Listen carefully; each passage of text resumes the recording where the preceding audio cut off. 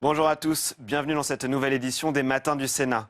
Aujourd'hui, nous vous proposons de suivre une audition consacrée aux énergies renouvelables, également appelées les ENR. En effet, le Sénat a auditionné la semaine dernière Catherine de Kersozon, la présidente de la deuxième chambre de la Cour des comptes.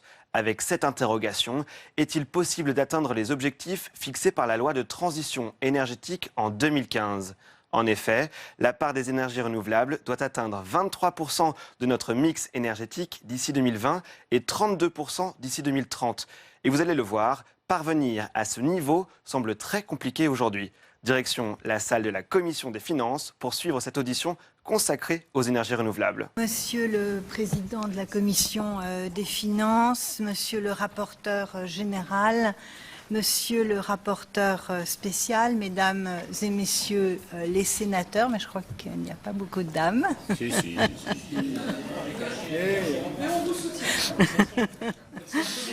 Monsieur le directeur... C'est la raison pour laquelle il ne faut pas les oublier. Monsieur le directeur général de l'énergie et du climat, Monsieur le Président de la Commission de régulation de l'énergie, Monsieur le directeur général délégué de l'Agence de l'environnement et de la maîtrise de l'énergie, Monsieur le Président du syndicat des énergies renouvelables, Mesdames et Messieurs. Je suis heureuse de vous présenter aujourd'hui le résultat d'une enquête de la deuxième chambre de la Cour des comptes sur le soutien aux énergies renouvelables effectué à la demande de votre commission. Je suis accompagnée des 4 rapporteurs, Xavier Lafont, Lucie Roche, Isabelle Vincent et Elsa Demangeon, de Sylvie Lémé, conseillère maître qui a assuré le contre-rapport, et d'Éric Alain, conseiller maître, président de la 4e section en charge de l'énergie. Avant de vous présenter les principaux constats de ce rapport, je voudrais vous faire part de 2 remarques liminaires. La première porte sur le périmètre de l'enquête. Il a été défini en accord avec Monsieur Jean-François Husson, rapporteur spécial, que j'ai plaisir à saluer. Il a été convenu que la Cour élabore un bilan des politiques publiques de soutien au développement des énergies renouvelables en se focalisant sur 5 enjeux. Les objectifs de développement fixés aux ENR, les résultats atteints par rapport à la trajectoire visée, les politiques menées en termes de soutien individuel, le coût public passé et à venir, des mesures de soutien déployées et le pilotage des dispositifs. Ces sujets n'épuisent évidemment pas la question de l'intégration des ENR dans le mix énergétique français et nous n'avons pas traité ici la gestion de la variabilité de la production, les potentialités de stockage, les enjeux d'adaptation des réseaux ou des mécanismes de capacité, les ENR dans le secteur des transports.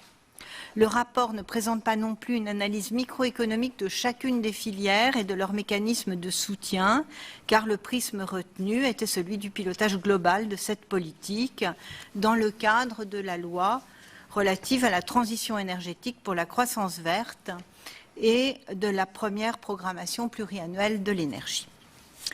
Ma deuxième remarque a trait à la méthode. Le rapport que vous avez devant vous constitue la synthèse de 3 rapports préliminaires portant d'une part sur les politiques de soutien aux énergies renouvelables électriques, d'autre part sur les filières industrielles des énergies renouvelables électriques et enfin sur les énergies renouvelables de récupération pour la production de chaleur. Alors on vous passe un diaporama qui illustre un certain nombre de mes propos. Les investigations ont été menées sur pièce et sur place. Elles ont conduit les rapporteurs à rencontrer l'ensemble des administrations concernées par la conception, la mise en œuvre et l'évaluation des dispositifs de soutien aux énergies renouvelables.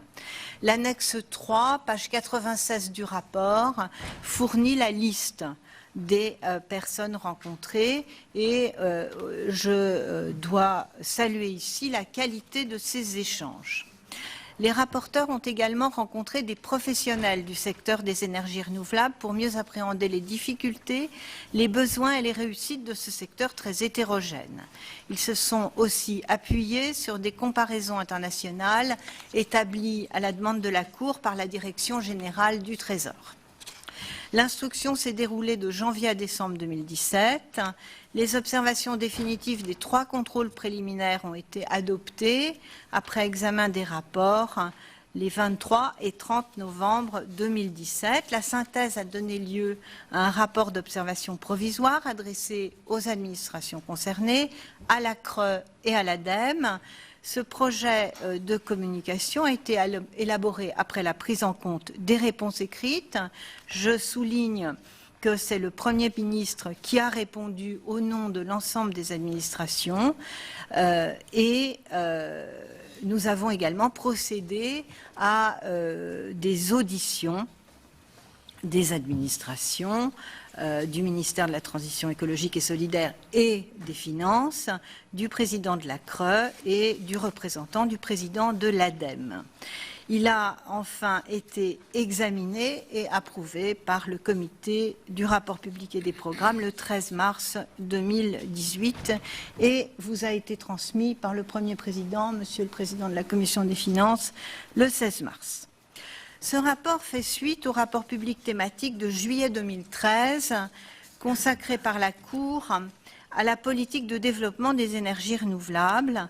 La Cour avait alors identifié des zones de risque pesant sur la trajectoire budgétaire des dispositifs de soutien aux énergies renouvelables électriques et avait proposé des pistes d'amélioration de ces derniers. Une actualisation de ces travaux s'imposait au regard des nombreux changements législatifs et réglementaires intervenus depuis et des nouvelles ambitions formulées au travers de la loi de transition énergétique pour la croissance verte en 2015 et déclinée en 2016 dans la programmation pluriannuelle de l'énergie. La réforme de la contribution au service public de l'énergie et la création du compte d'affectation spéciale transition énergétique ont également bouleversé les conditions financières de soutien aux énergies renouvelables électriques, de même que l'évolution technique des outils de production et de leurs coûts de déploiement. J'en viens maintenant aux principaux messages du rapport, qui sont au nombre de 3. Clarifier les ambitions d'abord, maîtriser les coûts ensuite et renforcer le pilotage enfin. Et je vais revenir brièvement sur chacun de ces messages. Clarifier les ambitions, c'est le message développé dans la première partie du rapport. Comme vous le savez, la France s'est fixé des objectifs très ambitieux, vous l'avez dit, Monsieur le Président, en matière d'énergie renouvelable qui repose sur la mobilisation massive de toutes ces filières de production. La France vise ainsi à porter la part des énergies renouvelables dans la consommation finale brute d'énergie à 23% d'ici 2020 et 32% d'ici 2030.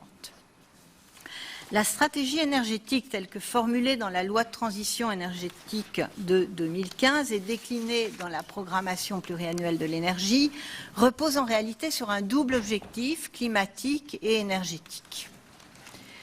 La France a l'ambition en effet de développer massivement la part des énergies renouvelables dans sa production et dans le même temps de réduire la part du nucléaire à 50% de son mix électrique d'ici 2025. La Cour souligne que ce dernier objectif n'est pas compatible avec l'augmentation prévue d'ici 2025 des capacités d'énergie renouvelable électrique, ce que le ministre en charge de l'énergie a d'ailleurs annoncé en novembre dernier. Malgré les efforts entrepris, la Cour constate, comme elle l'avait fait en 2013, le retard de la France par rapport aux objectifs fixés. On le voit clairement sur cette diapo qui est affichée. Toutes ces diapos sont extraites en fait de schémas figurant dans le rapport. La Cour note également que, faute d'une stratégie claire et de dispositifs stables et cohérents, le tissu industriel français a peu profité du développement des énergies renouvelables. Quelques constats à cet égard. La France ne dispose d'aucun ensemblier sur l'éolien. La filière industrielle du solaire photovoltaïque est quasiment inexistante et en mauvaise santé. Dans l'éolien et le solaire, les industries françaises couvrent moins de la moitié de la valeur ajoutée des investissements et moins de 25% de la fabrication. Quelques industriels se maintiennent sur les marchés des ENR thermiques, mais pour des volumes modestes. Il reste cependant des domaines technologiques à conquérir qui offrent des perspectives à nos industriels. Les entreprises françaises sont tout de même présentes sur certains segments, amont et aval de la chaîne de valeur, avec des retombées économiques réelles. Le chiffre d'affaires des activités liées aux énergies renouvelables, incluant les soutiens, a plus que doublé depuis 2006, passant de 10,4 à 21,3 milliards d'euros en 2016. Le nombre d'emplois directs s'élevait à 79 000 en 2016, en hausse de 30% par rapport à l'année 2006. Mais seuls 15% environ de ces emplois relèvent de la fabrication d'équipements et de l'assemblage et peuvent être considérés comme des emplois industriels. Ce bilan industriel modeste doit être mis au regard des moyens considérables consacrés aux énergies renouvelables et presque en totalité aux énergies renouvelables électriques. Maîtriser les coûts, c'est le message de la deuxième partie du rapport. La somme des dépenses publiques de soutien aux énergies renouvelables atteignait 5,3 milliards d'euros en 2016, supportés très majoritairement par l'État. Ce volume connaît une progression dynamique, en particulier pour les énergies renouvelables électriques. En tenant compte du rythme prévisible de développement des nouvelles installations d'énergie renouvelable électrique et d'injection de biogaz, les dépenses afférentes pourraient atteindre 7,8 milliards d'euros en 2023. Surtout, les décisions du passé pèsent fortement sur le budget de l'État. En effet, comme certains de nos voisins européens, l'État français a mis en place des tarifs d'achat en faveur des producteurs, l'engageant financièrement sur plusieurs décennies. Ainsi, les décisions de soutien prises avant 2011 représentent aujourd'hui près des 2/3 des dépenses publiques annuelles de soutien aux énergies renouvelables et 94% des charges prévisionnelles à décaisser au cours des 5 prochaines années dans le domaine des énergies renouvelables relèveront d'engagements antérieurs à 2018.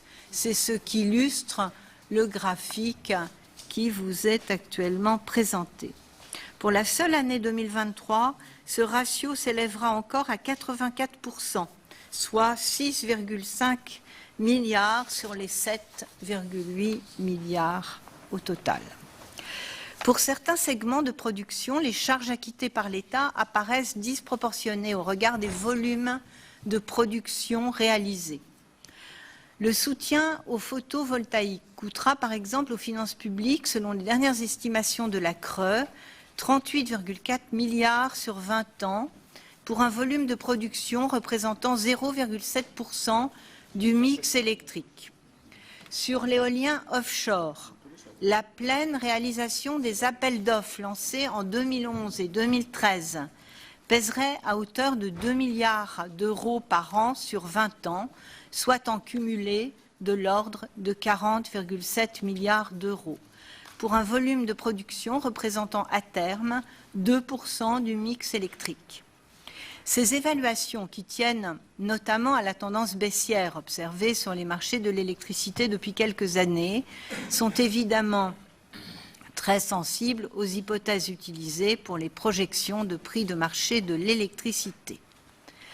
Les énergies renouvelables thermiques relèvent quant à elles d'une toute autre logique budgétaire. Elles sont financées par des mécanismes classiques de crédit budgétaire via le fonds chaleur et de dépenses fiscales via le crédit d'impôt pour la transition énergétique. Les dépenses qui leur sont consacrées n'atteignent aujourd'hui qu'un dixième de celles accordées aux énergies renouvelables électriques. Et ceci alors même que les énergies renouvelables thermiques représentent 60% de la production d'énergie renouvelable, en dehors des transports. Les énergies renouvelables thermiques souffrent également d'un déficit de compétitivité structurelle avec les solutions conventionnelles, qui tient notamment à l'orientation à la baisse des marchés des énergies fossiles. La composante carbone des taxes intérieures de consommation permettra progressivement de combler ce déficit qui obère durablement le développement des énergies renouvelables thermiques. Je veux tout d'abord commencer par remercier la Cour des comptes et à travers vous, Madame la Présidente, toutes vos équipes qui se sont mobilisées pour la présentation à laquelle vous venez de vous livrer et plus généralement pour cette enquête qui apporte un éclairage particulièrement intéressant et des analyses précises sur le soutien public apporté aux énergies renouvelables. Le développement des énergies renouvelables constitue indéniablement un enjeu environnemental, industriel, de plus en plus budgétaire de première importance pour notre pays, avec un soutien public en 2016, je le rappelle comme vous l'avez fait, de 5,3 milliards d'euros. Pourtant, sur ce sujet, le Parlement n'a jusqu'ici pratiquement pas eu voix au chapitre. Jusqu'à très récemment, les charges du service public de l'énergie, qui finance les dispositifs de soutien aux énergies renouvelables, relevaient d'une contribution au service public de l'énergie, la fameuse CSPE, extra-budgétaire, qui ne faisait l'objet d'aucun vote. Depuis 2 ans, nous pouvons enfin nous prononcer sur ces charges. Mais pour autant, le problème reste presque entier, car le Parlement demeure exclu des grands choix qui engagent les finances du pays en matière de soutien aux énergies renouvelables. Nous ne sommes toujours pas associés à la définition des objectifs de développement des énergies renouvelables qui sont décidés dans le cadre de la programmation pluriannuelle de l'énergie, la PPE. Compte tenu pourtant des montants financiers en jeu, je considère, comme nombre de mes collègues, qu'il s'agit d'une véritable anomalie démocratique. Et si la Cour des comptes, vous l'avez rappelé, Madame la Présidente, partage ce constat, il faut désormais que le gouvernement prenne pleinement conscience de cet enjeu et cesse de faire de ce domaine stratégique une prérogative exclusive de l'exécutif. J'en viens à présent à une série de remarques et de questions que m'inspire ce rapport. La Cour a tout d'abord examiné les résultats atteints en matière de développement des énergies renouvelables par rapport aux objectifs initialement fixés. Je rappelle que notre pays vise un objectif de 23% d'énergie renouvelable dans la consommation finale d'énergie en 2020 et 32% en 2030. Or, nous sommes aujourd'hui loin du compte. Et les objectifs pour 2020 seront très difficiles à atteindre en l'absence de mesures supplémentaires, puisque nous en sommes actuellement en 2016 à 16%. Si nous voulons vraiment accroître la place des énergies renouvelables dans notre mix énergétique, il nous faudra, dans un premier temps, revoir sérieusement et en profondeur nos procédures de recours contre un certain nombre d'installations victimes d'une opposition par trop systématique. Je songe ici tout particulièrement à les filières éoliennes, que ce soit de l'éolien terrestre ou en mer. Il n'est en effet pas normal qu'il faille plus de 7 ans entre la conception d'un projet et sa mise en service en France, là où il faut à peine 3 ans en Allemagne ou aux Pays-Bas. Cette situation dégrade notre attractivité et nous conduit à soutenir financièrement des technologies obsolètes, puisque dépassées lorsqu'elles sont enfin autorisées à produire de l'énergie. Les premières solutions qui ont émergé, des groupes de travail animés par le secrétaire d'État Sébastien Lecornu sur ce point, me paraissent aller dans le bon sens. La deuxième raison qui explique le trop lent déploiement des énergies renouvelables dans le mix français tient au manque de réalisme de la présente programmation pluriannuelle de l'énergie. La France s'est en effet fixé des objectifs plus ambitieux que ceux imposés par l'Union européenne, alors même que les sources d'énergie non carbonées occupent une place relativement importante dans notre mix énergétique. J'espère donc que la programmation pluriannuelle de l'énergie, qui est actuellement en cours d'élaboration, précisera de façon très claire les intentions du gouvernement pour permettre à la France d'accélérer la montée en puissance des énergies renouvelables, tout en réduisant la part du nucléaire dans notre production d'électricité à 50%. Si le ministre, et vous l'avez rappelé, Madame la Présidente, de la Transition écologique et solidaire a officiellement renoncé à l'automne dernier à la date de 2025 pour atteindre l'objectif de 50%, sa stratégie dans ce domaine se fait néanmoins toujours attendre. S'agissant de la politique menée en matière de soutien industriel,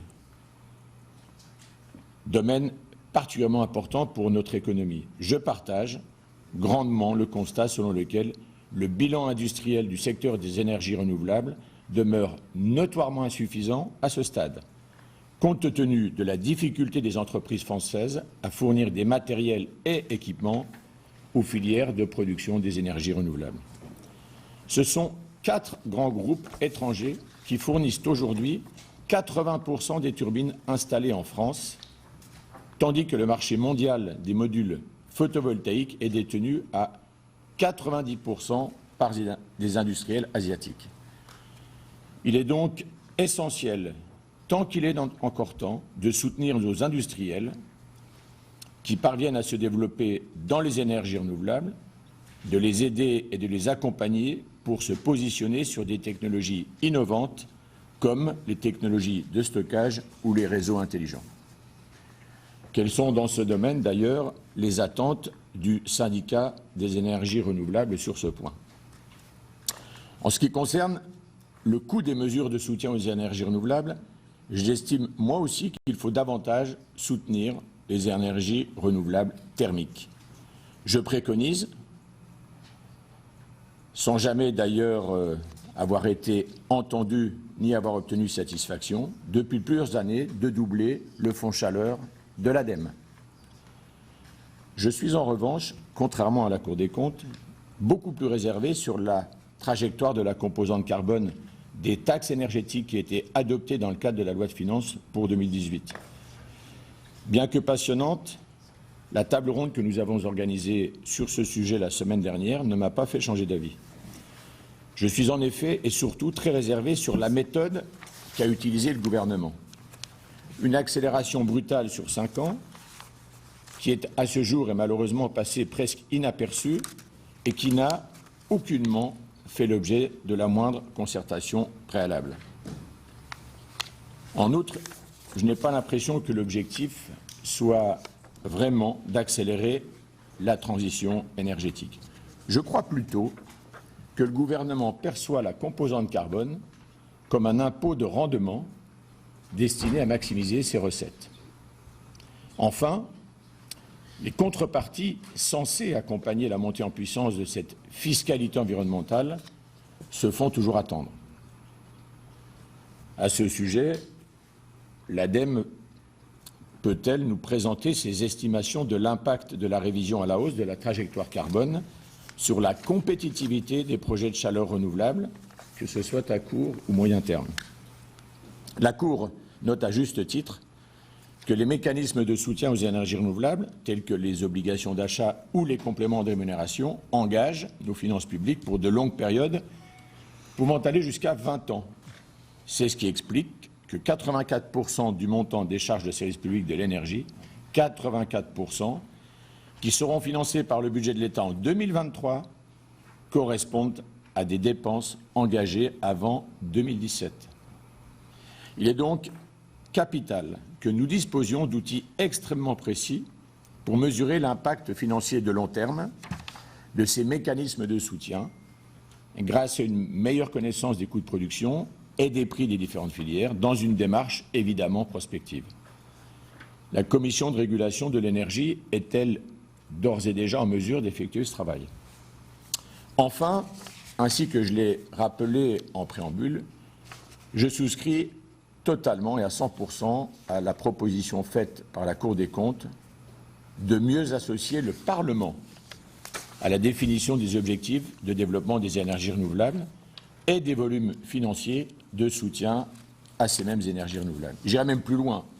À mon sens, la programmation pluriannuelle de l'énergie devrait faire l'objet d'une loi de programmation.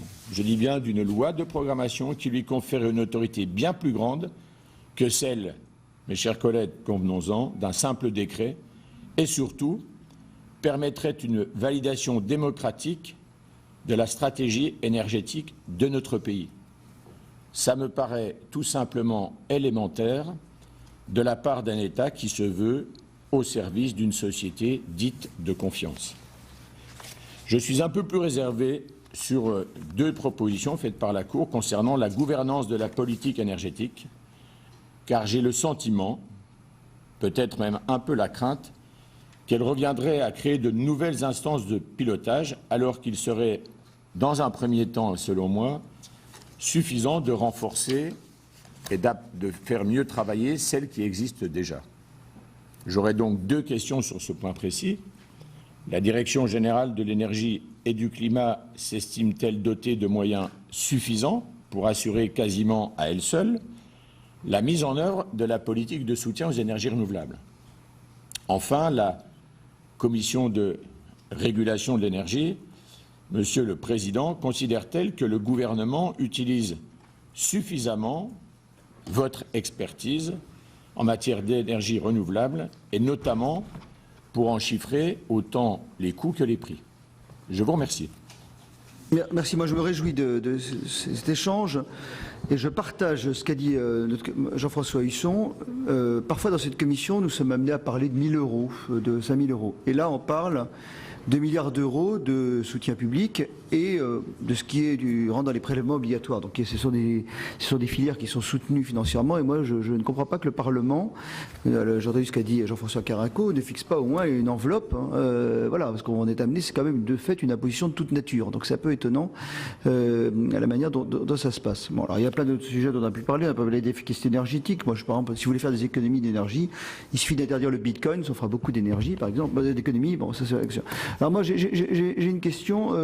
Je n'ai pas vu, mais j'ai peut-être lu trop rapidement le rapport, de tableaux de synthèse sur la disponibilité réelle entre des énergies renouvelables. Je m'explique, il y a des puissances installées, on parle en puissance installée, mais dans la filière, par exemple, biomasse ou chaleur, on n'a évidemment pas, il y a un peu d'écart entre la puissance installée et la puissance réellement disponible, produite.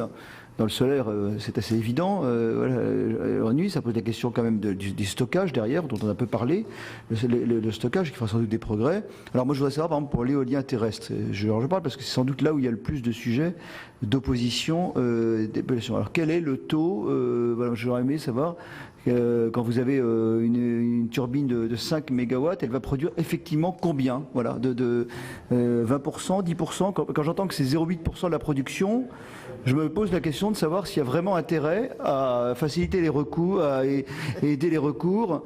C'est quand même beaucoup d'énergie dépensée sur une filière, on l'a dit, qui produit peu de machines en France, on apporte tout, pour produire 0,8% au final. Voilà, donc quel est le rapport? Moi, je me pose une question entre le rapport entre acceptation des populations et apport réel. Parce que quand on dit puissance installée d'un parc, voilà, quand on a un parc une machine de 5 mégas, de 3 mégas, de 2 mégawatts, combien effectivement produit-elle c'est 12%, c'est 20%, c'est 15%, 20-25, oui, 25, moins. Au moins 25, bon, voilà, bon, 25. Donc c'est là dans ce cas-là où je m'interroge sur les choix parce que la chaleur c'est plus, par exemple, j'imagine, hein, c'est plus le solaire. Donc voilà, est-ce qu'il y a là-dessus, on a des analyses précises qui vous donnent par filière d'énergie renouvelable la disponibilité réelle parce que ça peut aussi aider dans les choix. Et moi je m'interroge notamment sur la question de l'acceptation de l'éolien terrestre qui ne représente que 0,8%, si j'ai bien compris. Non, c'est les chiffres qu'elle a dit. C'est quoi, 0,8 hein? Le chiffre de la Cour des... On ne va pas commencer à répondre parce qu'alors on ne tient plus l'horaire. Voilà. Si le rapporteur général a terminé, on va prendre l'ensemble des questions et ensuite on reviendra vers vous. Michel Canvet qui sera suivi de Fabienne Keller. Merci Monsieur le Président. Je voudrais moi aussi remercier la Cour pour la qualité de son rapport qui nous apprend un certain nombre de choses, effectivement, y compris la nécessité de bien éclairer le Parlement. Et sur ce point, je voudrais demander au préfet Carenco si effectivement, la CRE serait en mesure d'apporter cet éclairage qui peut être utile au Parlement pour bien appréhender les enjeux d'une programmation pluriannuelle. J'ai bien entendu qu'il ne souhaitait pas que celle-ci soit trop figée pour ne pas ouvrir droit comment dirais-je, à des recours, mais il importe que le Parlement quand même puisse s'y investir pleinement parce que la question de la fiscalité écologique est quelque chose d'extrêmement important. C'est le seul vecteur sur lequel demain, sans doute, les choses vont évoluer à la hausse significative puisque la baisse des prélèvements obligatoires, par ailleurs, est un leitmotiv poursuivi par le gouvernement. J'ai été aussi surpris à la lecture de ce rapport par le fonctionnement en quelque sorte en silo de la Direction générale de l'énergie et du climat. Il me semble important, effectivement, et je remercie la Cour de ses propositions, qu'il puisse y avoir, je dirais, une approche interministérielle du sujet parce que l'enjeu du développement d'une filière industrielle est quelque chose d'important. Nous avons un certain nombre de savoir-faire dans notre pays. Avec la délégation sénatoriale aux entreprises, nous avons visité en Saône-et-Loire l'entreprise Gorgé qui fabrique des mâts pour les éoliennes, Pomagalski à Chambéry qui fabrique des générateurs. Ça veut dire qu'il y a des acteurs qui sont capables de le faire et je voudrais à cet égard qu'il y ait une attention particulière qui soit portée à l'ambition maritime française et ce qui est sous-tendu, c'est-à-dire notamment la production énergétique par les hydroliennes. Et nous avons là aussi un certain nombre d'acteurs. Je ne voudrais pas qu'on s'arrête à l'échec de DCNS et d'EDF. Il y a d'autres acteurs qui sont capables d'agir en la matière. Je pense à Sabella en Bretagne, par exemple. Donc il faut aussi que l'on fasse correspondre la volonté d'une ambition réelle maritime en France et la production énergétique et le développement des énergies renouvelables. Oui. Merci Michel Canvet. Fabienne Keller, puis Yannick Botrel. Merci beaucoup, Monsieur le Président. Je voudrais remercier la Cour des comptes pour ce travail approfondi. Et Madame, si Monsieur le Président me l'autorise, Madame la Présidente, nous sommes deux, nous sommes d'habitude, je crois, au max 4. Vous dire que par contre, femmes, membres de cette commission, nous avons la chance d'avoir auprès du rapporteur général et du président 2 femmes, Anne Marquand et Mélanie Giroux, que j'ai plaisir à saluer aujourd'hui. Mais il y a du progrès, hein, là où il n'y a pas de règles de parité, il y a des marges de progrès. Je referme la parenthèse. Je voudrais vous remercier pour ce travail approfondi. Remercier aussi Monsieur Michel, Monsieur Carinco, Monsieur Ball pour leur contribution et faire à mon tour plusieurs remarques. D'abord, à la suite de Jean-François Carinco, souligner ou rappeler l'enjeu européen sur ces sujets d'énergie. Je rappelle par exemple que pour les négociations climatiques, la compétence a été transférée à l'Union européenne et donc depuis la COP21 plus particulièrement l'enjeu d'exemplarité pour la France puisqu'on s'est porté au devant de notre en quelque sorte en tête de pont des protecteurs de l'environnement. Deuxième réflexion, elle va vous sembler très ponctuelle, mais je voudrais la partager. Je voudrais attirer votre attention sur la situation particulière de la géothermie. Madame la Présidente, vous avez beaucoup insisté sur les ENR thermiques et leur potentiel. Pour l'avoir vécu en Alsace, ce sont en gros les procédures du droit minier qui sont applicables. Et donc, contrairement à l'éolien, elles sont peu ouvertes aux populations qui s'inquiètent de voir arriver des projets alors que les procédures habituelles qu'on connaît bien d'urbanisme, d'enquête publique ne sont pas conduites, conduisant à des résistances fortes pour cette nouvelle énergie. Donc, bon, c'est pas pour l'instant très développé, mais il y a là un facteur de résistance, notamment de la part des maires qui ne sont pas associés proprement aux enquêtes publiques, puisque c'est un droit particulier qui s'applique. Troisième remarque, je voudrais soutenir l'idée de notre rapporteur spécial, Jean-François Husson, que je remercie aussi d'avoir organisé ces temps forts, cette interrogation de la Cour des comptes, de proposition de loi de programmation, peut-être amendée, Monsieur le Président de la CRE, mais définir des guidelines, des règles générales, avoir un débat.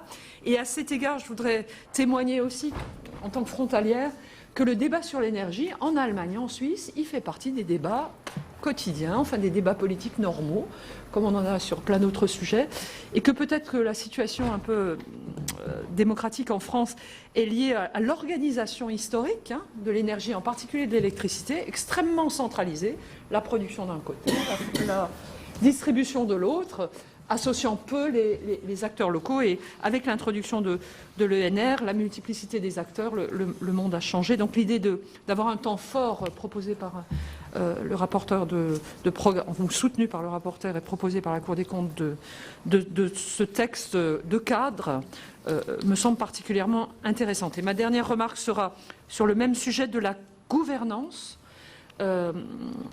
Madame la Présidente, il me semble qu'elle doit certes associer l'ensemble des ministères et des acteurs d'État concernés, mais peut-être aussi les autres acteurs, les industriels, les collectivités, souvent acteurs, par exemple sur les réseaux de chaleur, les associations, mais c'est peut-être ce que vous aviez en tête, parce que le corps, c'est bien ce qu'il fait, je crois. Comme sur d'autres sujets, moi, l'énergie, ça me fait penser à la qualité de l'air, c'est le même sujet, il y a beaucoup d'acteurs, et il faut un lieu pour partager l'analyse, les évolutions technologiques, les visions, et peut-être ajouter à la dimension production, qui est celle que vous avez plus particulièrement regardée, la dimension des usages et de l'ensemble des conséquences. Il y a la question des économies d'énergie, le mot a été cité, mais aussi les charges liées aux énergies renouvelables. Je pense aux charges aujourd'hui, par exemple, pour le locataire d'un immeuble qui a mis des cellules photovoltaïques sur le toit, mais un autre système de chauffage, parce que c'est le problème des énergies alternatives, enfin qui ne sont pas, dont la production n'est pas constante, induisant des surcharges dans le loyer, dans les charges, qui pèsent sur la situation des ménages. Je pense à l'autre bout aux surcharges en termes d'investissement pour les réseaux, indispensable en lien avec l'intermittence. Donc moi je proposerais qu'on gouverne la production et puis l'autre aspect aussi qui sont l'évolution des usages et des infrastructures. Je vous remercie. Merci chère Fabienne. Alors c'est 6 femmes sur 49 dans la commission des finances. C'est bien peu en effet. Quand on nous demande d'assurer la parité dans les représentations externes de la commission, c'est d'autant plus compliqué. Yannick Botrel, puis Marc Laménu. Merci, Monsieur le Président. À mon tour, je voudrais dire que le rapport qui nous a été présenté par la Cour est tout à fait intéressant et tout à fait nécessaire. Et dans mes réactions, je vais essayer de me limiter au rapport lui-même. Premier point, l'objectif de production d'énergie renouvelable. Il est louable, personne n'en disconvient, j'imagine. Mais est-il désormais atteignable dans les délais? Et je rejoins, ou du moins j'ai entendu le rapporteur spécial l'exprimer en disant qu'on était loin du compte, pour reprendre ses propos précis. Alors faut-il redéfinir des objectifs réalistes cette fois? Ensuite, il a été question d'acceptation sociétale d'un certain nombre d'énergies renouvelables, et on parlait en particulier, on pensait à l'éolien terrestre. Donc j'ai bien compris que le rapporteur général du budget mettait en cause la pertinence elle-même. Moi, je n'irai pas sur ce terrain-là. Je suis d'une région où l'éolien terrestre a été développé dans de grandes proportions, semble-t-il. Mais par contre, c'est sur la question des délais qui ont été indiqués, jusqu'à 7 ans pour la réalisation d'un parc. Moi, ça ne me paraît pas raisonnable. Ce délai me paraît excessif. C'est oui ou c'est non, mais les réponses doivent être apportées beaucoup plus rapidement que ce qui est indiqué dans les proportions que je viens de rappeler. Ensuite, sur le faible impact noté par la Cour sur l'emploi industriel. Moi, j'ai vécu localement également quelques implantations de méthaniseurs dans les exploitations agricoles, un sujet important. Le ministre de l'Agriculture précédent, M. Le Foll, était très fervent du développement de la méthanisation agricole, parce que ça permettait aussi d'apporter une forme de résilience aux exploitations, et qu'on voyait bien que l'Allemagne avait pris beaucoup d'avance sur le sujet. Eh bien, moi je constate localement que les méthaniseurs qui sont installés aujourd'hui sont allemands, presque exclusivement, et j'ajouterais d'ailleurs que les Allemands sont allés beaucoup plus loin, parce qu'ils apportent un service après-vente tout à fait fiable. Et j'ai entendu des exploitants agricoles me dire qu'ils sont télésurveillés à partir de l'Allemagne par des gens qui les appellent parfois la nuit pour leur dire voilà, le système est en train de dysfonctionner, il faut aller procéder à des manœuvres manuelles et tout ça naturellement en français. Donc on a des questions à se poser parce que 15 000 emplois, dit-on, il y a fortement de la déperdition quelque part. Ensuite, sur la faible coordination ministérielle, ce sont les mots que j'ai notés. Alors je me pose des questions là aussi parce que, avec des collègues, anciens collègues ou collègues actuels, j'ai eu l'occasion de travailler sur un certain nombre de rapports propres à notre commission des finances, sur les exportations agroalimentaires de la France. 5 ministères concernés, coordination pour le moins insuffisante. Sur la filière forêt-bois, 3 ministères concernés, coordination pour le moins déficiente. Et puis, sur la sécurité sanitaire de l'alimentation et du bétail, plusieurs ministères concernés également. Alors, la question que je me pose, à chaque fois on nous dit qu'il y a un problème de ce côté-là, existe-t-il un mal français de ce point de vue? Enfin, un dernier point sur la vérité des prix, rétablir la vérité des prix. Moi, je ne sais pas si cette vérité existe ou pas, parce qu'on voit bien qu'elle est soumise à un certain nombre de variations, en particulier dans une proportion qui est indiquée, en particulier à la variation des cours des énergies fossiles. Alors peut-on déterminer un prix qui soit le prix commercial, le prix du marché? Moi, personnellement, j'en doute, et je ne pense pas d'ailleurs qu'il faille poursuivre cet objectif. Ceci étant, si le rapporteur général a été surpris par les chiffres fournis en matière d'éolien terrestre, moi, ce sont les chiffres du photovoltaïque qui m'ont surpris. 0,7% de la production pour un montant sur 20 ans qui dépasse les 38 milliards. Et quand on sait que tout ça s'est fabriqué en grande partie en Asie, là, vraiment, je me dis, faut-il qu'il y ait une volonté publique en la matière? Si, cher Yannick Botrel, Marc Laménie, puis Sylvie Vermeillet.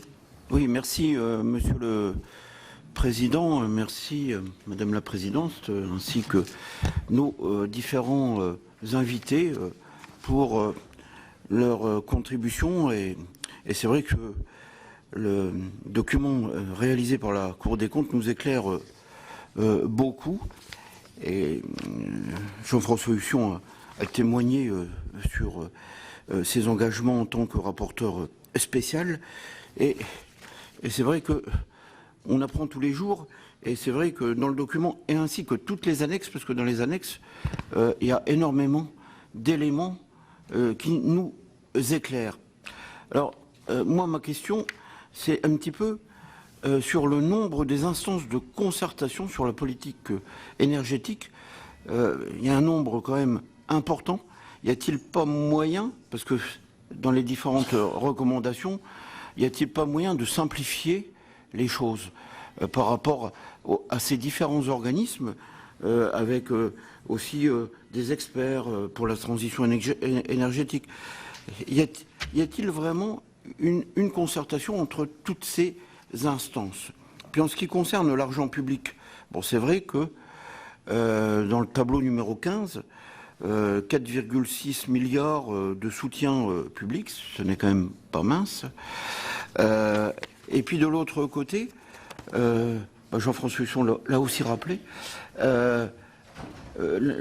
l'insuffisance, le manque de... par rapport au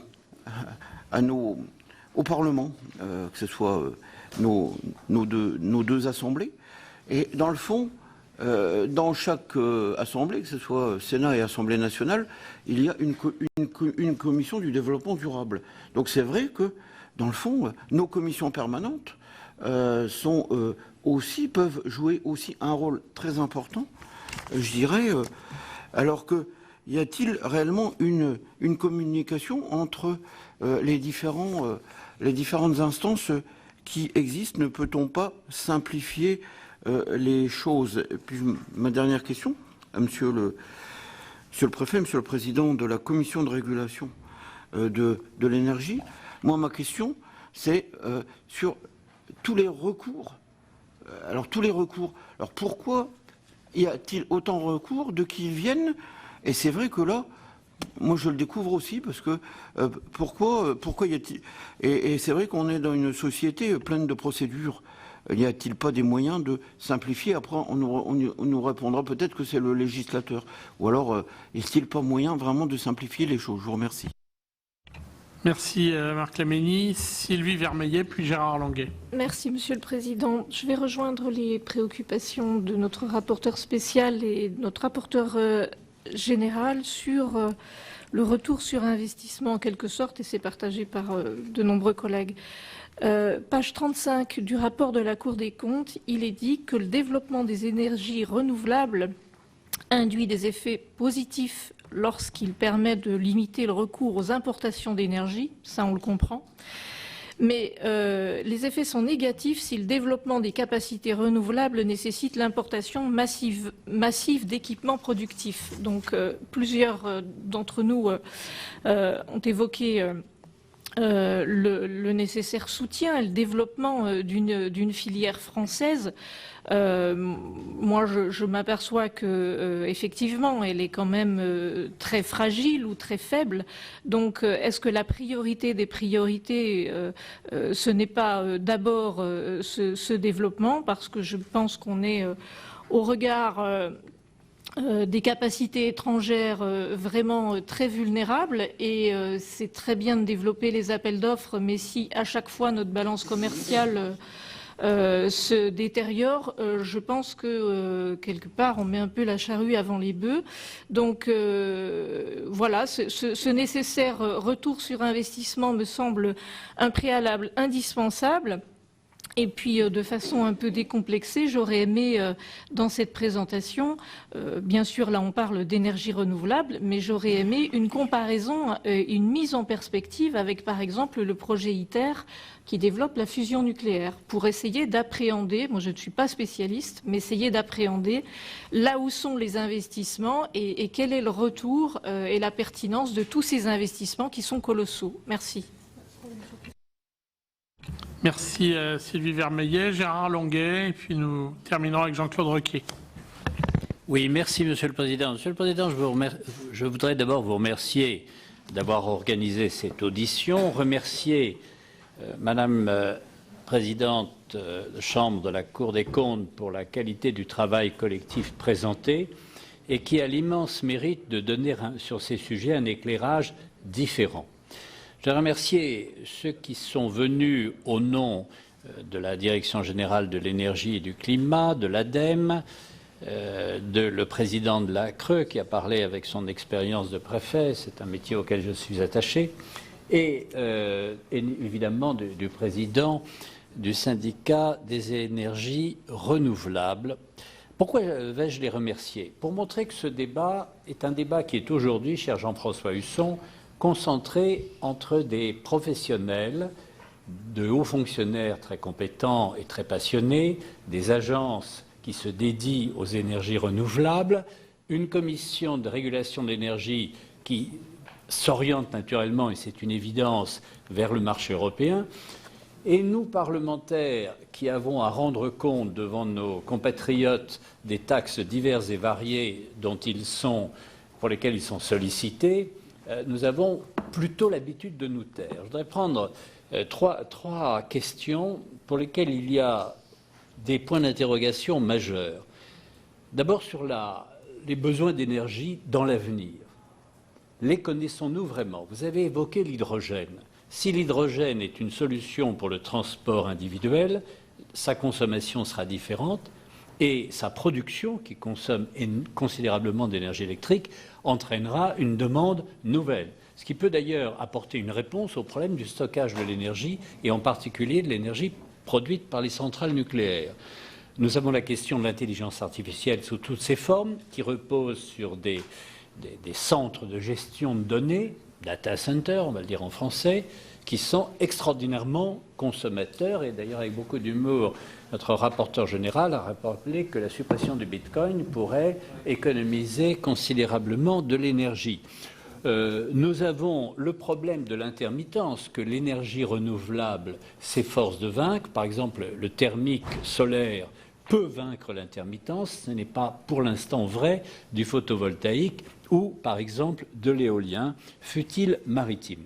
Donc, au fond, que savons-nous vraiment de ce que sera la consommation électrique? En tout cas, je peux vous dire que si on interroge les parlementaires, moi le premier, peu le savent.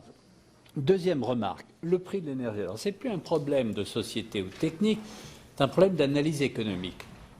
L'électricité a une particularité, elle ne se stocke pas et elle se transporte mal. Il faut donc la consommer quand on la produit. Et nous connaissons tous les faits déstabilisants des surproductions d'énergie renouvelable allemande sur le marché européen lorsqu'il faut absorber ses capacités. C'est la raison pour laquelle, lorsque l'on parle du prix de l'énergie et le prix du mégawatt a été affiché, notamment par Monsieur le directeur général de l'ADEME.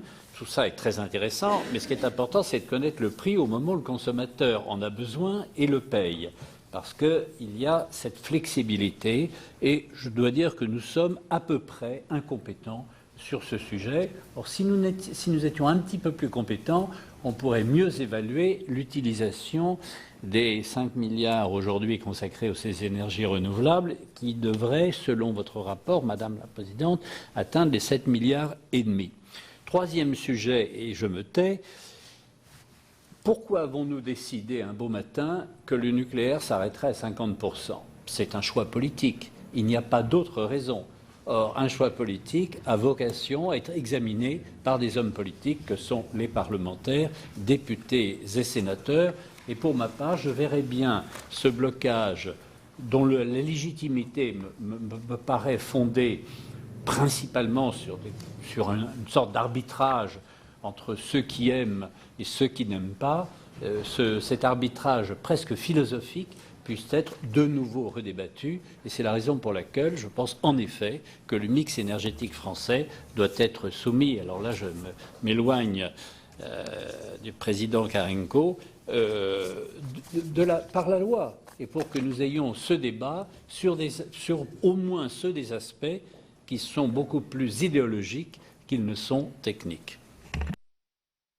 Et Gérard Longuet et Jean-Claude Requier, dernier questionneur. Merci Monsieur le Président, je serai rapide parce que je vois que l'heure de lever l'embargo arrive. Alors, voilà, alors simplement il faudra écouter les réponses quand même. Saluer moi aussi la qualité du rapport donc, de la Cour des comptes et approuver en particulier la demande d'accroissement des moyens du fonds chaleur qui, dans les départements ruraux où il y a quand même du bois, eh bien, amène beaucoup. Alors moi j'avais une question simplement, parce que tout a été déjà posé, à M. Boissier de l'ADEME. J'ai été président longtemps d'un syndicat d'énergie dans le Lot et on a fait beaucoup d'efforts pour implanter des bornes électriques. Parce que si on veut, comme quoi on peut être rural quelquefois et préoccuper la transition énergétique. Et branché, voilà. Alors, les bornes, il y a gros 3 types de bornes. Il y a les bornes, comme chez soi, donc ordinaires, il faut au moins 6 heures pour recharger. Il y a des bornes accélérées, il faut 4 heures. Et des bornes rapides de 1h30 à 2 heures. Une demi-heure à 2 heures. Et en fait, l'ADEME, si je m'adresse à M. Boissier, a subventionné les bornes accélérées et pas les bornes rapides, ce qui, d'après moi, n'est pas une bonne option, parce que pour que les gens prennent des véhicules électriques, il faut qu'ils puissent recharger rapidement. Donc plus la recharge est rapide, plus donc ça incite à utiliser les véhicules électriques. Voilà la seule question que j'ai pour conclure la série. Merci, cher Jean-Claude. Alors, on va se tourner maintenant vers nos invités pour entendre des réponses, peut-être réservées à Madame la Présidente l'intervention de conclusion. J'irai peut-être commencer plutôt par les interventions plus techniques. Donc si les uns et les autres, vous avez noté des sujets qui vous semblent vous concerner de façon plus directe, je vous donnerai la parole les uns après les autres, comme vous voulez. Monsieur Michel. Merci, Monsieur le Président. Je peux peut-être commencer par un certain nombre de points peut-être autour du mix électrique, de l'intermittence, des facteurs de fonctionnement. Vous aviez vous-même et le rapporteur général posé des questions.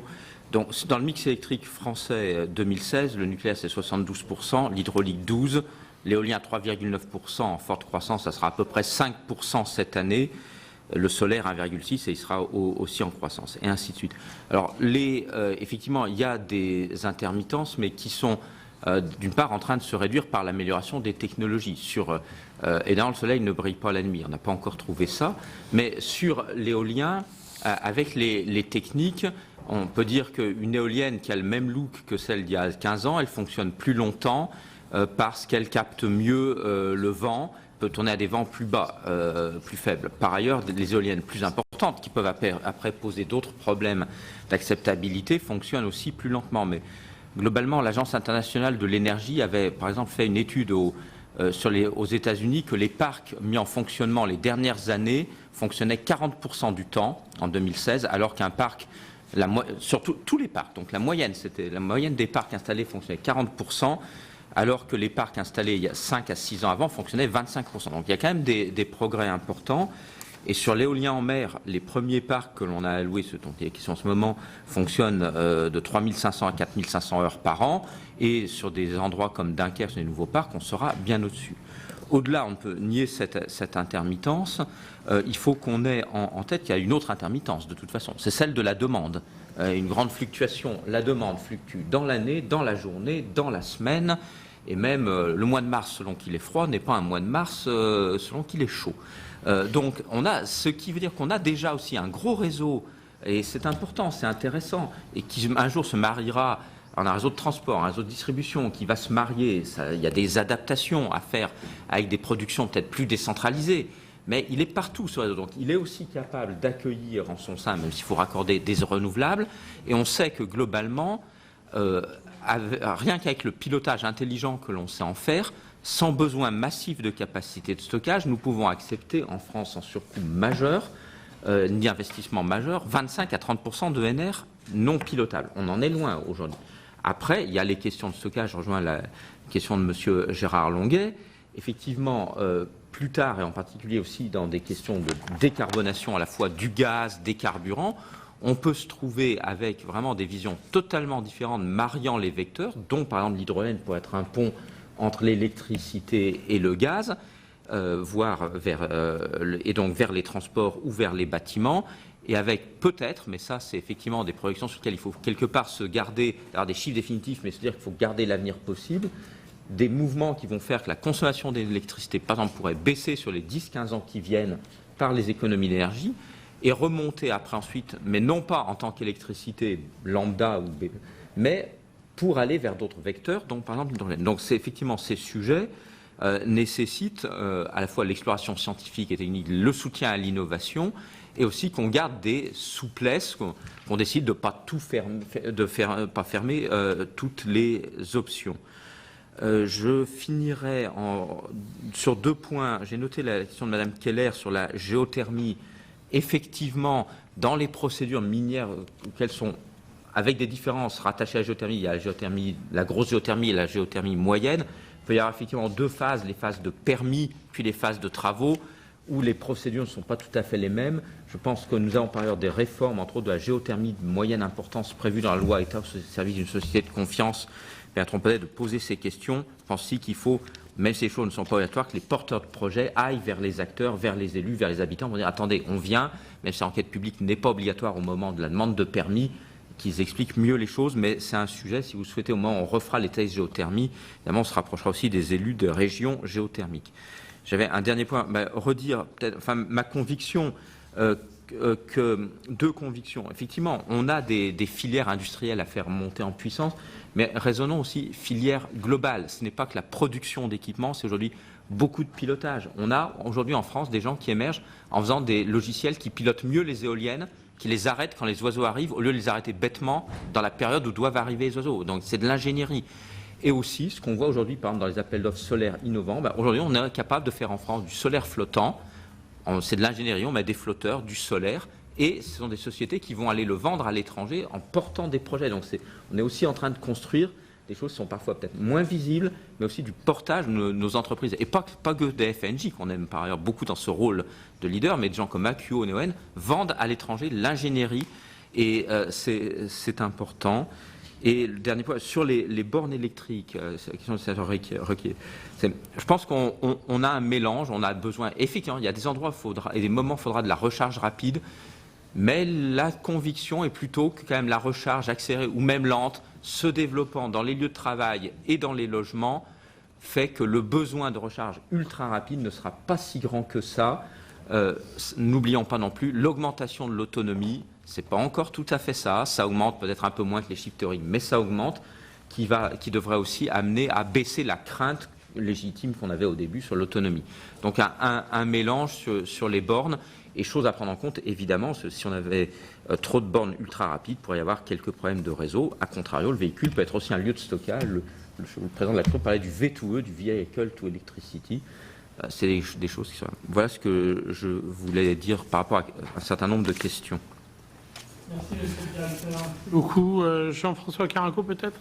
En 2 minutes, on vous envoie effectivement, on va vous envoyer les chiffres de l'efficience, si j'ose dire, de l'intermittence, que vous avez sollicité, des différentes techniques d'ENR.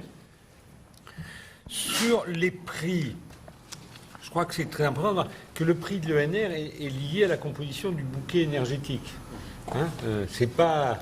Voilà, c'est Sergio Longuet, voilà, donc selon ce qu'on fait en nucléaire, ça change, y compris le prix des ENR elles-mêmes. Deuxième idée, le fonctionnement de ce qu'on appelle le market design reste pour moi une interrogation. Le fonctionnement des bourses, pour dire que je me lance, quand vous avez un prix d'électricité négatif, une fois, une heure, c'est sympa, mais quand ça reste négatif pendant 2 jours, parce que l'Allemagne envoie beaucoup d'électricité subventionnée,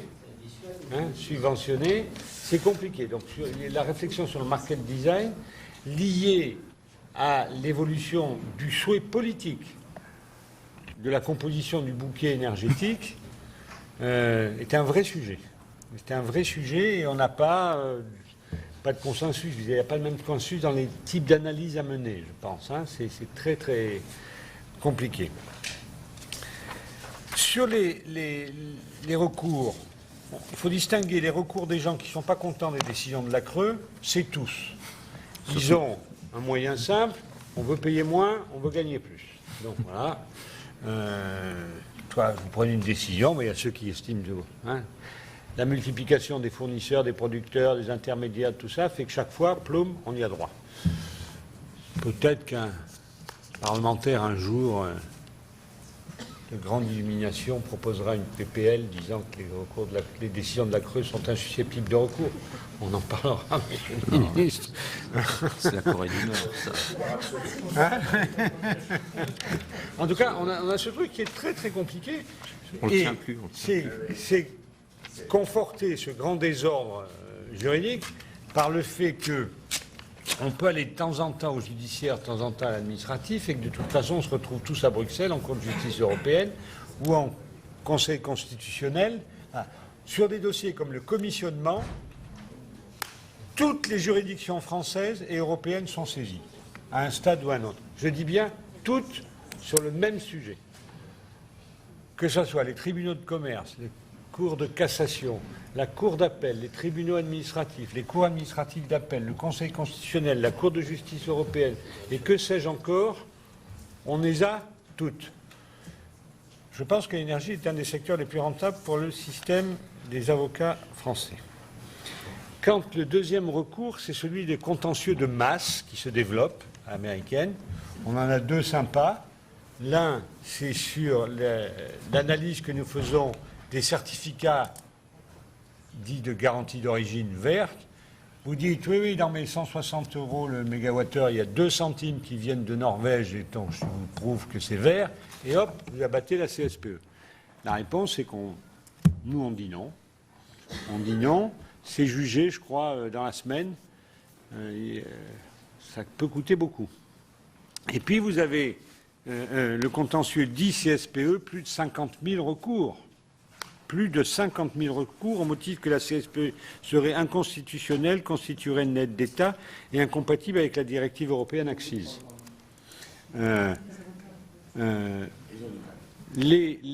On est en train de gagner sur les 2 premiers motifs, donc on est en cours de justice européenne, on est en train de gagner sur 2 premiers motifs. Si on perdait surtout ces 30 milliards de surcoûts, La plupart des recours sont introduits de manière groupée par les grandes surfaces.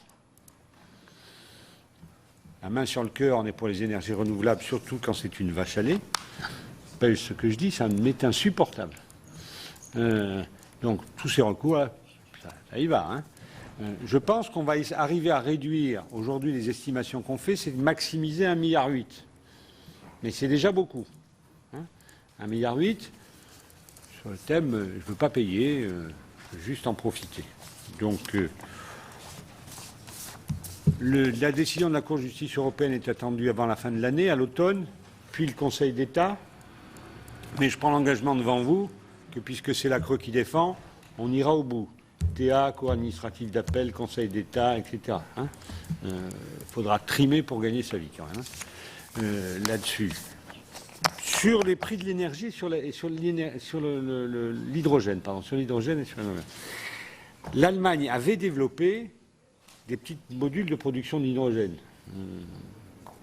Ça n'a pas trouvé son modèle économique.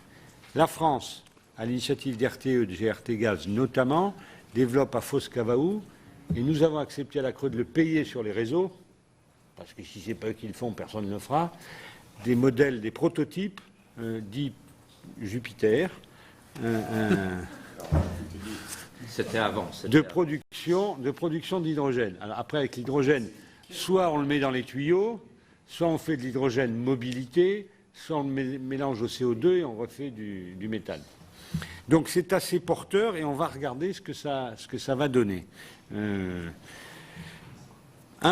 mots encore sur les bornes électriques. Nous plaidons pour que toutes les bornes de recharge soient intelligentes. C'est simple à faire, on va essayer de l'imposer outre-mer, c'est-à-dire qu'une borne soit un peu plus chère quand il n'y a pas d'énergie et pas chère quand il y a de l'énergie. Je pense que là-dessus, il y a des initiatives à prendre.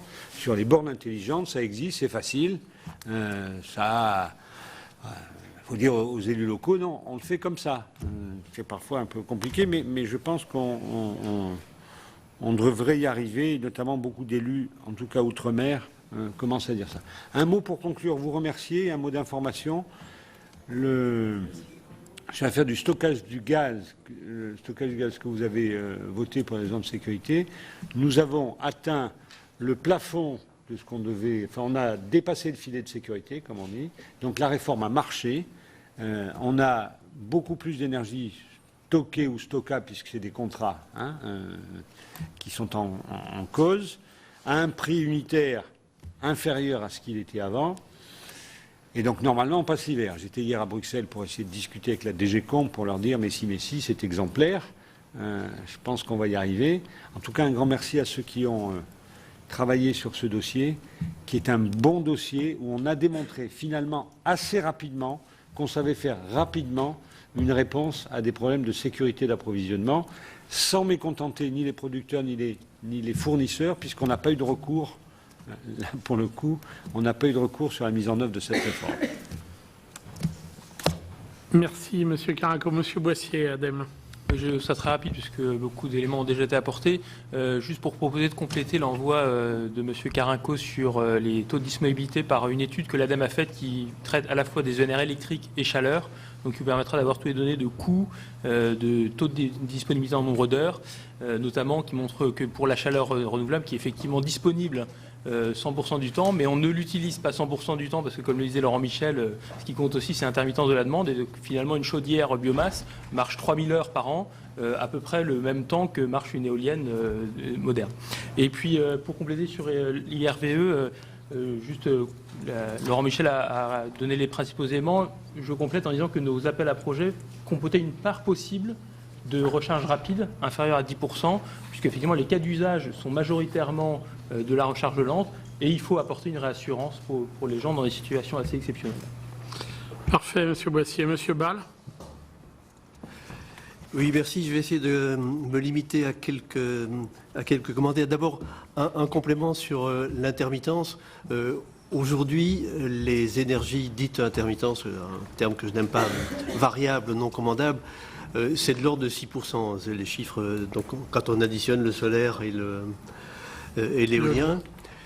À ce niveau de pénétration, il n'y a aucun problème d'intégration sur le réseau électrique. D'ailleurs, on le voit bien quand on regarde les les courbes de RTE pendant la journée, on voit bien que quand le solaire produit beaucoup pendant la journée, hein, on sait qu'il ne va pas produire la nuit, mais l'hydraulique délivre moins parce que on peut la garder pour les heures de haute consommation.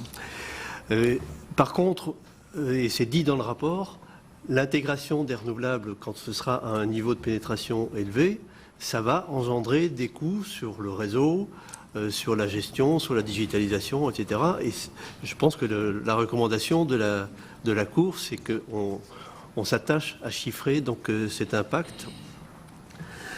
Sur les filières industrielles hein, qui ont été mentionnées à la fois pour les appels d'offres, Madame, je suppose vous pensiez au photovoltaïque, ça a été mentionné également pour la méthanisation.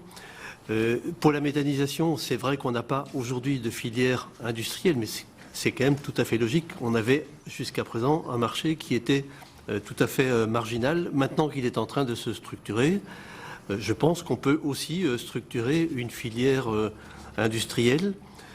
Tous les éléments de la chaîne de valeur d'un méthaniseur, on peut les trouver en France. Maintenant, il faut intéresser l'industrie française à cette nouvelle filière.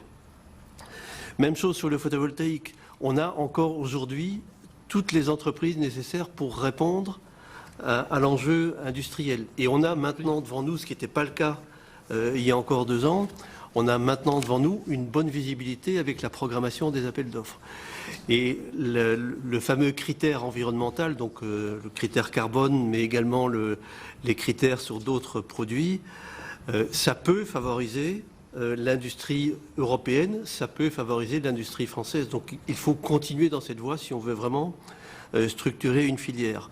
Alors Laurent Michel a rappelé que nos entreprises sont aussi exportatrices, si pas d'équipement, au moins d'ingénierie, ce qui est quand même très important. Nous avons mis au point avec l'ADEME un site web qui répertorie les réalisations donc, françaises à l'exportation.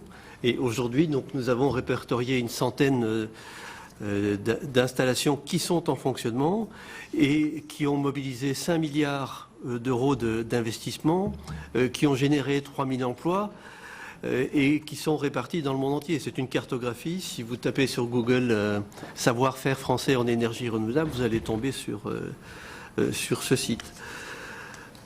Voilà donc les... Alors oui, hein, juste un petit commentaire sur le coût de 38 milliards pour 0,7% de contribution au mix électrique là, pour le photovoltaïque. Je voudrais juste rappeler que c'est le photovoltaïque du passé, d'avant le moratoire, que le photovoltaïque que nous avons devant nous, il va représenter un coût bien plus faible pour une production qui sera beaucoup plus élevée que les 0,7%. Parfait, merci Monsieur Ball. Madame la Présidente de Chambre à la Cour des comptes. Merci beaucoup. D'abord, je veux vous remercier pour l'accueil que votre commission a réservé à notre rapport et me réjouir que ces constats, ces orientations et recommandations suscitent dans leur ensemble l'adhésion des acteurs. Je pense que cela résulte notamment de la contradiction que nous avons menée avec chacun de ces acteurs. Je répondrai peut-être sur un petit nombre de points, les questions techniques ayant été abordées par les intervenants précédents. Je veux d'abord dire que, de notre point de vue, l'actualisation prochaine de la PPE doit être l'outil privilégié de mise en œuvre de certaines des recommandations de la Cour. Et je vous rappelle cette orientation, je pense qu'elle répond finalement à certaines de vos préoccupations. Nous disons, à l'occasion de la révision de la programmation pluriannuelle de l'énergie de 2018, définir une stratégie énergétique cohérente entre les objectifs de production d'énergie renouvelable électrique et l'objectif de réduction de la part de l'énergie nucléaire dans le mix. et c'est une préoccupation que plusieurs d'entre vous ont exprimée. Et c'est la première de nos orientations. Elle se décompose en fait en 2 tirets. Et le second, c'est clarifier les objectifs industriels français associés au développement futur des ENR. J'ai compris que c'était là aussi une préoccupation de nombre d'entre vous. Donc, je dirais que notre rapport invite l'État à se pencher davantage sur ces sujets et de trouver des solutions. Je reviens également sur l'instance de pilotage dont nous recommandons la création. Et comme je l'ai dit, sur ce sujet-là, le Premier ministre répond favorablement pour dire que dans notre esprit, il ne s'agit pas d'une énième structure, mais que ce serait un comité qui viendrait en remplacement d'instances existantes. Il est présenté de manière un peu détaillée à la page 83 du rapport. Il serait chargé d'éclairer les choix gouvernementaux relatifs à l'avenir de la politique de l'énergie. Il serait placé auprès du Premier ministre comme le corps, comme vous l'avez bien lu, et il pourrait rassembler les instances publiques, les agences, les instances privées également, et évidemment, on parle d'un comité qui rassemblerait les industriels, mais aussi les collectivités territoriales qui, comme vous l'avez indiqué, sont partie prenante dans le développement des énergies renouvelables. Et pour revenir à une des questions qui a été posée, notamment sur quid du prix de l'électricité, grande inconnue, il pourrait, en effet, ces questions impliquent une expertise partagée et ces sujets pourraient être abordés dans le cadre de cette instance de concertation. Je terminerai sur la deuxième orientation qui évidemment a beaucoup intéressé, je pense, la Commission des finances, à mieux associer le Parlement à la définition des objectifs de développement des ENR et des volumes financiers de soutien à ces énergies. Pour dire d'abord que nous avons bien entendu la proposition qui a été présentée par le directeur général de l'énergie et du climat, qui évidemment va dans le bon sens, puisque c'est un premier pas. Je veux vous dire que notre idée donc devrait pouvoir être précisée dans le cadre de la note d'exécution budgétaire 2017 relative au compte d'affectation spéciale sur la transition énergétique. Et nous pourrions, dans ce cadre, recommander la définition et la mise en œuvre d'un mécanisme d'autorisation d'engagement adapté au soutien aux ENR électriques afin de faire approuver par le Parlement le volume d'engagement de soutien aux nouvelles installations de production d'électricité renouvelable. La mise en œuvre de cette recommandation nécessiterait un travail d'instruction préalable, mais la Cour considère que le mécanisme des autorisations d'engagement affectées non engagées pourrait être une réponse à cette problématique. Donc voilà comment préciser un peu les choses à ce stade. Je pense que à travers ces quelques éléments, j'ai